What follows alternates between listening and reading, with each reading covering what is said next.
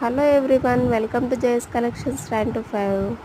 ఈరోజు కలంకారీ నెల్లూరు సిల్క్ శారీస్ అయితే ఉన్నాయండి మన దగ్గర. కడీ బోర్డర్ వచ్చినటువంటి శారీస్ చాలా బాగున్నాయి చూడండి. అస్సలు కలర్ కాంబినేషన్స్ చూడండి, మైండ్ బ్లోయింగ్ కదా.